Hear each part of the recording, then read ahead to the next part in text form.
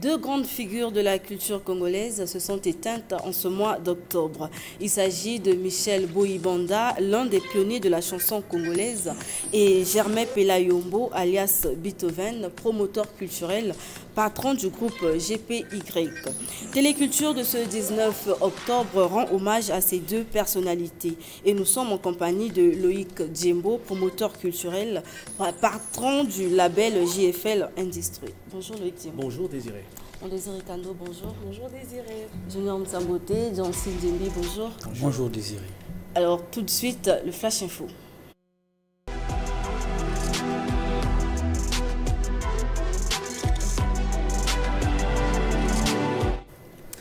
Bienvenue au Flash Info de Téléculture que nous ouvrons avec cette soirée cinéma organisée par le Club des Évangélistes vendredi 11 octobre ici à Brazzaville. Ce club, soulignons-le, a au nombre de ses missions évangélisées par le cinéma. Le reportage de Marina Lutango.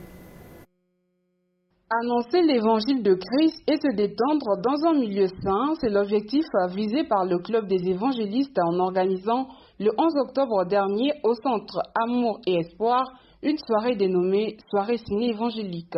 L'évangéliste Geoffrey Lumingu, responsable du club, explique. Le Club des évangélistes est un mouvement d'évangélisation et missionnaire interdénominationnel. C'est-à-dire, nous n'appartenons pas à une église, mais nous travaillons avec toutes les églises qui confessent Jésus-Christ comme Seigneur et Sauveur personnel. Nous voulons annoncer l'évangile, mais cette fois-ci à travers le cinéma. Il y a des acteurs qui travaillent, qui font des films chrétiens, qui font des films dans le cadre de l'évangélisation pour édifier. Et donc, nous utilisons ce canal, nous utilisons ce moyen pour annoncer l'évangile. Des moments de détente, mais aussi d'enseignement, bien appréciés par l'assistance. Ce film est là pour nous redresser, pour nous éduquer, puisque dans le film aussi, on parle de la relation entre les enfants et les parents. Ce sont des activités qu'il faut encourager pour nous aider. J'ai été personnellement touchée par le message qui est transmis. Il s'agit là d'un appel à croire que Dieu existe. Le Club des évangélistes, faut-il le souligner, existe depuis 2 ans. Il regroupe en son sein des jeunes chrétiens issus de différentes églises. Cette soirée ciné est la 2e du genre organisée par le dit club. Du cinéma évangélique, passons à la littérature pour faire un flashback sur la cérémonie de dédicace du tome 2 du roman Anki de Mildred Mukenga, samedi 12 octobre dernier au siège de jeunesse et perspective. René Désir Mavungu et Désiré Laure nous en donnent des nouvelles. 158 pages pour épingler les méfaits des sociétés africaines et congolaises particulièrement. C'est le tome 2 du roman Inki. L'auteur, Mildred Mukenga, a ainsi présenté ce 2e roman samedi 12 octobre dernier à l'auditorium du siège de jeunesse et perspective. On parle de plusieurs thèmes, l'escroquerie, de la spiritualité, de la résilience, parce qu'il ne faut pas oublier que le personnage principal, Inki, est une femme résiliente. Et à côté, on montre un peu plusieurs facettes de l'homme en général. Et c'est vraiment une grande école de pouvoir explorer ce livre pour se découvrir soi-même. Je me suis inspirée de la société et il y a une très bonne dose de créativité dans ces livres, puisque c'est de la fiction. Belle ambiance dans la salle en tout cas, tant pendant la critique et jeu des questions-réponses entre l'auteur et le public. Tout le monde s'y est mis. Nous saluons son courage de vouloir confirmer son talent d'écrire, parce que l'écriture est à la fois un jeu de courage, mais aussi un jeu de l'imagination. C'est d'abord un roman qui se situe dans un cadre très réaliste, bien que le cadre de son écriture soit fictionnel, mais les problèmes développés trouvent un écho dans la réalité sociologique des peuples congolais aujourd'hui. La chose que je pourrais dire, c'est que ce livre a de l'avenir. Ce que je retiens principalement, c'est la mise en valeur de notre identité, de notre culture, de notre spiritualité en tant que Bantou. Pour donner plus d'écho à cet opuscule qui met en lumière divers contrastes entre les traditions et valeurs africaines et les nouveaux paradigmes qu'impose la mondialisation, Mildred Mukenga compte réaliser un film. Le roman Inky, tome 2, tout comme le tome précédent, sont bien disponibles dans les rayons des librairies de la place. À l'occasion de la rentrée académique de l'Institut universitaire Henri Lopez, cette année, les enseignants et étudiants ont eu droit à une leçon inaugurale sur le droit et le numérique donnée le 14 octobre dernier par Eugène Ruffin-Bouya, directeur général du GUIOT et président du Forum numérique. Marina Lutango. Dans un monde où tout se numérise, aucun domaine de la société, dont le droit, ne devrait être en marge de ces mutations. Eugène Ruffin-Bouya, ingénieur informaticien et directeur général du guichet unique des opérations transfrontalières en sigle GUIOT, s'exprimait ainsi lundi 14 octobre lors de sa leçon inaugurale marquant la rentrée académique 2024-2025 à l'Institut universitaire Henri Lopez. Justement, le thème de la leçon inaugurale, le droit à l'épreuve du numérique. Le droit et le numérique, des disciplines diamétralement opposées, mais faisant chemin ensemble. Chemin ensemble parce qu'ils ont le centre commun, sinon les dénominateurs communs qui restent le développement ou bien les mutations sociétales qui s'opèrent au cours des années. Pour le numérique, sont suscités par les innovations.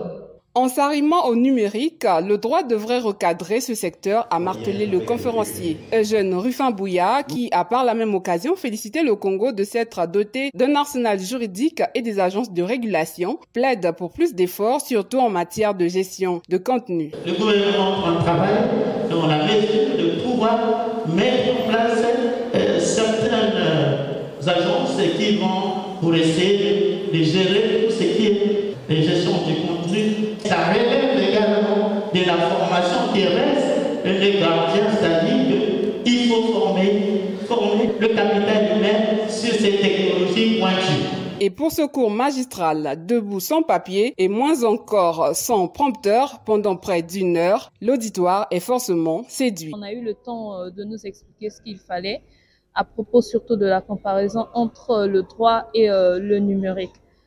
Ça s'est très bien passé, nous avons compris certaines choses dont on n'avait pas la connaissance. On nous a montré que le droit doit maintenant se réinventer pour faire face au numérique. Personnellement, je fais le droit, donc ça m'a aidé de pouvoir faire un choix cette fois-ci. Si je peux aussi me diriger vers ce droit numérique, ça va vraiment nous aider. Mais c'est une conférence très riche. Eugène Ruffin-Bouya, qui est aussi président du Forum numérique Congo, a fait un don de matériel informatique à l'université Henri Lopez. Page noire dans ce flash info, d'abord avec la disparition mercredi 16 dernier en France d'un des piliers de production scénique et de la promotion musicale au Congo. Henri Germain Pela Yombo dit Beethoven, de quoi faire réagir les promoteurs culturels. Ed Chevry Jazz est allé à leur rencontre. Il faut avoir le courage de reconnaître que ce sont nos comportements à nous qui ont fait que nos arts et nos lettres perdent de leurs lettres de noblesse. Voilà pourquoi, fort des écoutes et des interpellations que j'ai eues ça et là, j'ai accouché du concept Salsa de foi et Nuit du Congo à Dépêche de Brazzaville, parution du 27 septembre 2014, extrait d'interview de Henri Germain Pela Yombo, grand officier dans l'ordre du dévouement congolais. Hélas, l'homme n'est plus, arraché par la mort, après une année de longue et pénible maladie en France, le 16 octobre 2024. La nouvelle est tombée comme un coup près. Rue Nkouma, à son domicile de Wenze, ici à Brazzaville, c'est la désolation. Inconsolable, anéanti et surpris, Feriol Gassakis et Médard Milandou cherchent les mots. Bon, vous savez, la toute première réaction qu'on peut avoir, c'est le regret. C'est la peine qu'on éprouve, la tristesse qu'on éprouve. Je suis meurtri, je suis dépité, je suis dans la tristesse, dans le dépit. Père de 6 enfants, Henri Germain Pelayombo, plus connu comme Beethoven, laisse une veuve et un label GPY, initiateur des concepts Nuit du Congo, Sansa de foi et Festi Coco. Il a réalisé de très grandes choses. Tu n'amènes pas innocemment des artistes représenter le Congo en France, aux États-Unis, au Maroc. Il y a la Nuit du Congo, tu connais le concept forcément, mon cher président Denis Sassou Nguesso a bien cru en lui, puisque chaque fois qu'il fallait animer des cérémonies officielles, il était tout le temps mis à contribution. Ce qu'on peut garder de Beethoven, c'est vraiment la rigueur dans le travail. Et là, moi, j'étais tombé sur le spectacle d'Aïcha Koné. Il m'avait demandé d'en être le maître de cérémonie. Il y avait vraiment moins de 25 personnes. Il était vraiment abattu. Il est venu voir, mon grand frère, que me conseillez-vous? Je dis non, tu ne peux pas faire venir Aïcha Koné face à ce public. Je crois, annule le spectacle. En tout cas, il l'a fait. Il l'a fait calmement, gentiment. Mais après, je pense que Beethoven est devenu un grand organisateur. Bito, ou Beethoven, comme l'appelaient les intimes, s'en est allé à l'Orient éternel. Emma Mireille au pas n'en revient pas. Elle écrira donc « Ah, mon comme GPY, pourquoi pars-tu si tôt? Ensemble, nous avons parcouru le monde portant haut l'étendard de la culture du Congo. » Fin de citation. Et plus tôt le 9 octobre 2024, un débat au bas de la rumba congolaise disparaissait. Michel Boy-Banda, c'est de lui qu'il s'agit, est décédé 4 jours avant son épouse. Sur les lieux, Ed Chéri Jazz. Micho ou Vieux Bobo, c'est comme ça qu'on appelait Michel Boy-Banda, un des derniers spécimens de la rumba congolaise, un nom incontournable dans l'histoire de la musique congolaise sur les deux rives du fleuve Congo. Il nous quittait le 9 octobre dernier des suites d'un accident vasculo-cérébral qui avait conduit à son hospitalisation au CHU de Brazzaville le 4 octobre dernier. Il s'en est allé, un peu comme on dit aussi dans cette chanson qu'il a signée, Masuwa Inani.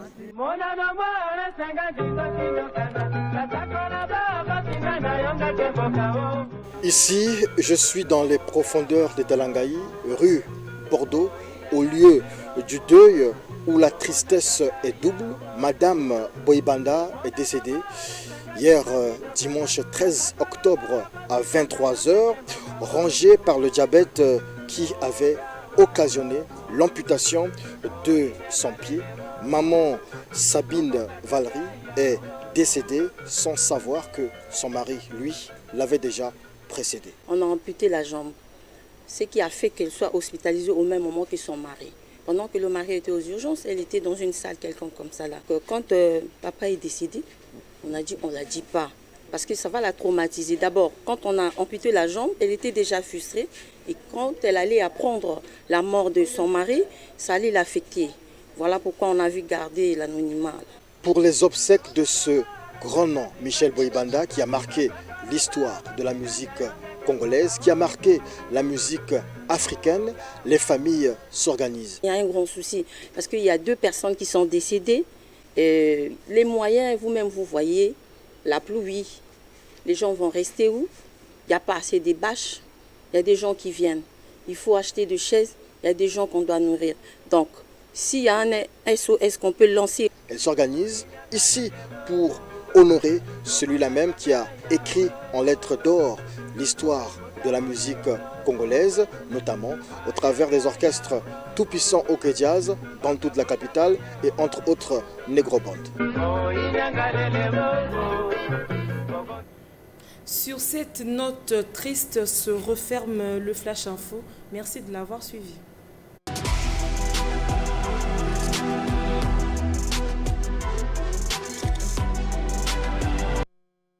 Je l'ai dit dès l'entame de cette émission, nous rendons hommage à Michel Boy-Banda et Beethoven qui ont quitté la terre des hommes récemment. Junior Mtsambouti, on a suivi le témoignage sur Beethoven. Vous avez également prévu son portrait?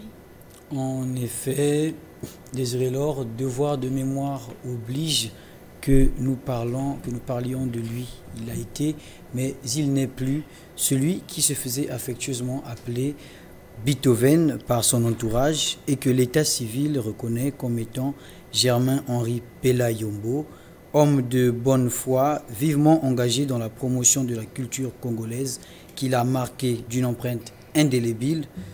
Il faut dire que c'est donc sa passion sans frontières pour la culture qui fera mûrir en lui le dessein d'envisager la création du groupe Pela-Yombo, alors qu'il n'est encore qu'en classe de seconde au lycée Drapeau Rouge, actuel lycée Chaminade. Cet enfant, natif de Makwa, dans le département de la Cuvette, avec son label GPY, ont produit plusieurs artistes qui ont fait et qui continuent à faire les beaux temps de la musique africaine en général et congolaise en particulier.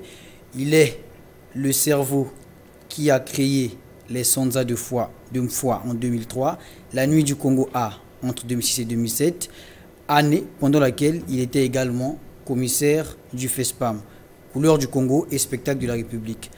Toutes ces créations ont au fil des années rendu visibles les artistes congolais, tant sur les podiums nationaux qu'internationaux.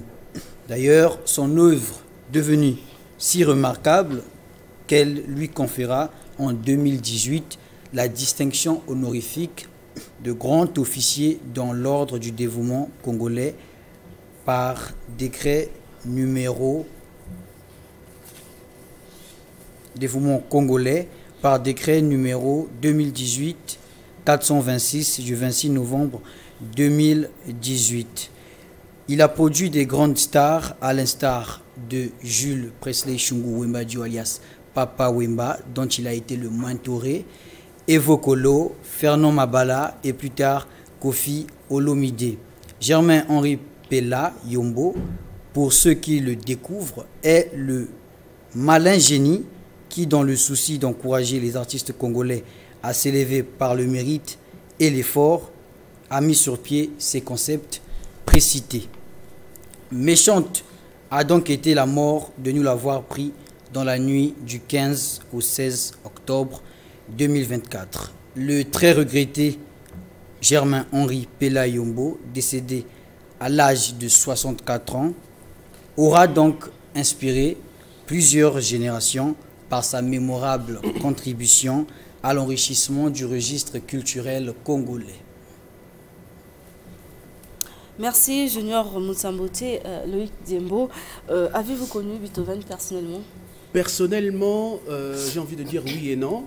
Je l'ai connu un tout petit peu parce que, effectivement, quand j'étais encore en classe de 4e, 5e à Aliou Fatima, d'ailleurs j'ai fait un post dessus, j'étais ami avec un de ses enfants, on était dans la même classe, et donc nous on le voyait arriver, bel homme, charismatique, très gentil, courtois, mais grand charmeur aussi, conscient de sa beauté certainement, et quand il arrivait comme une star de la chanson, que ce soit le directeur, que ce soit les enseignants, tout le monde était content de le voir, il nous saluait, ça va les amis, et puis bon, il nous checkait, comme on dit, comme disent les jeunes, un monsieur très sympathique, en tout cas c'est le souvenir que j'ai de lui.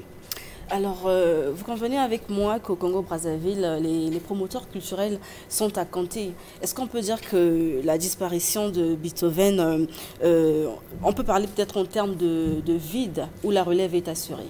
Bon, vide, je ne pense pas, parce que le travail qu'ont fait Beethoven, Pela-Yombo, c'est justement ce travail de pionnier. Et derrière eux, des gens comme nous, aujourd'hui, moi je suis peut-être la dernière génération, mais avant moi, il y en a eu de meilleurs, qui justement se sont inspirés de ce monsieur-là qui est effectivement parmi les pionniers. Junior l'a dit tout à l'heure, c'est en classe de seconde. Lui, il est né en 60 et c'est à partir de, on va dire, la fin des années 70 qu'il a commencé à organiser des événements. Il avait quel âge? 16 ans, 17 ans. Et il faisait venir ici les Kofi Olomide, Papa Wemba, Evo Loko, etc. Donc je ne pense pas qu'il y ait un vide. Effectivement, c'est une grande perte, mais je pense que la relève est assurée.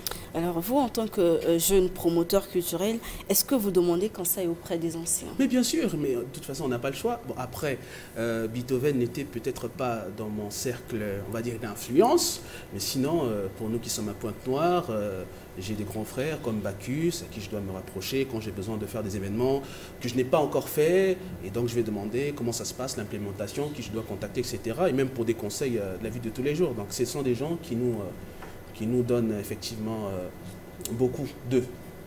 D'accord, Luc Zembo, je fais une pause avec vous. Le temps pour moi de demander à Jean-Cine Zembo, qu'en est-il de l'agenda culturel, l'agenda des arts?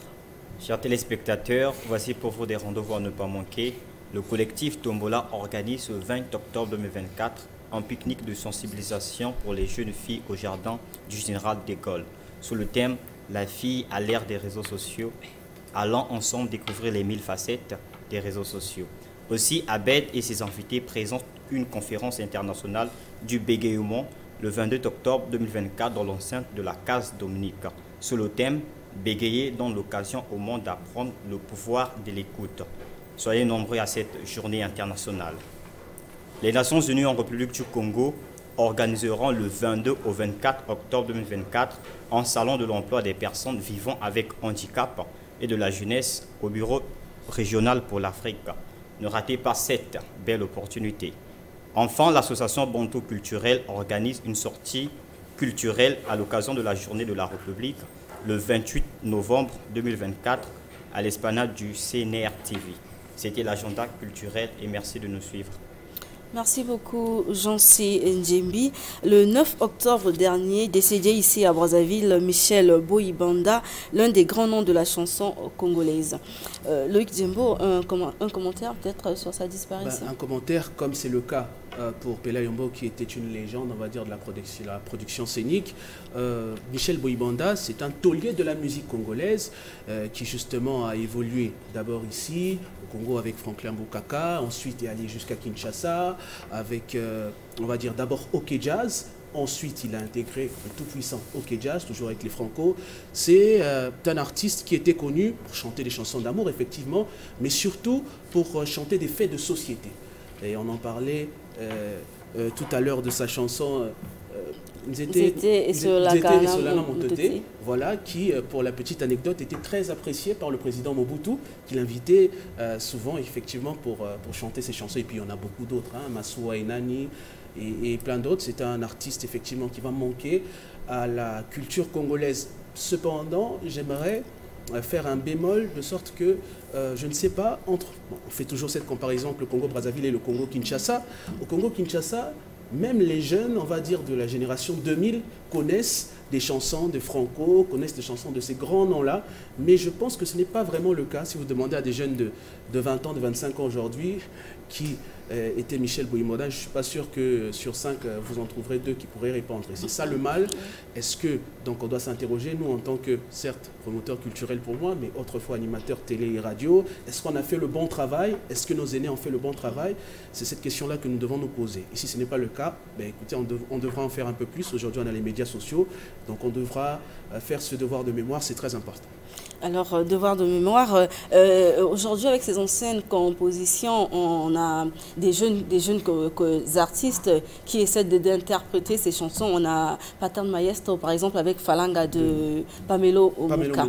Alors, Luc Djembo, vous, en tant que promoteur culturel, comment vous vous organisez pour rendre hommage à ces deux grandes personnalités, Michel et Beethoven? Michel et Beethoven, pour l'instant, ben, on est en concertation avec les autres pour voir de quelle manière ça doit être fait. C'est très bien que vous ayez rappelé pour Pattern Maestro, il n'est pas le seul. Aujourd'hui, cette jeune génération, à l'instar même de nos, moi je les appelle nos migos, Zuko, Yadeblé, Lema, etc., sont effectivement aussi dans cette optique-là de chanter des chansons, d'insérer dans leurs nouvelles chansons des anciennes chansons de nos grands musiciens disparus. C'est une bonne chose. Maintenant, en tant que promoteur, ben, écoutez, on verra s'il faut organiser des émissions. L'aîné l'a fait, Diaz, il est allé à la rencontre, bon, lui en tant que journaliste, je sais qu'il est promoteur aussi, donc on va voir, on va s'organiser peut-être avec lui, à Brazzaville ou même à Pointe-Noire avec les autres, on trouvera forcément le moyen de rendre hommage à ces deux illustres. Alors vous êtes également artiste musicien, peut-être est-ce qu'il y a une chanson en hommage à Beethoven et Michel sont prévues? Oui, bon, Maintenant, pour Beethoven, pourquoi pas, mais surtout pour Michel Boy-Ibanda, pourquoi pas faire ce que j'ai fait d'ailleurs pour Congo quand j'avais chanté pour notre illustre disparu aussi. C'est le nom qui m'échappe, ça va me revenir. Mais voilà, donc oui, pourquoi pas faire un remix à la sauce, on va dire, moderne, pourquoi pas. Alors, lentement et sûrement, nous tendons pratiquement vers la fin de cet entretien. Mais avant de nous séparer, suivant Nzete et Solaka Namotote, signé Michel Boy-Ibanda, c'est le clip de la semaine.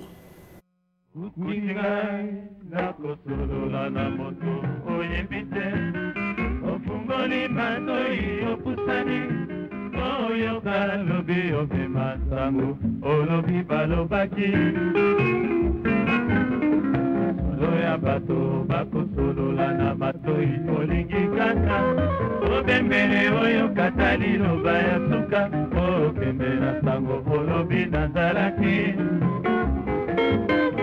kutingai nakosolola na moto oyebi te ofungoli matoi opusani oyoka lobi omema sango olobi balobaki Loya bato bakosolola na matoi olingi kaka obembele oyo katali. Luc Djembo, un commentaire sur cette chanson? Mais c'est comme je l'ai dit tout à l'heure, hein, moi, cette belle anecdote du fait qu'il soit appelé pour des présidents, justement, montre à quel point, écoutez, sa musique était très appréciée à cette époque-là, et que, voilà, à lui, à Mobutu, écoute, on les salue de où ils sont, et merci pour tout ce qu'il a apporté à la culture et à la musique congolaise.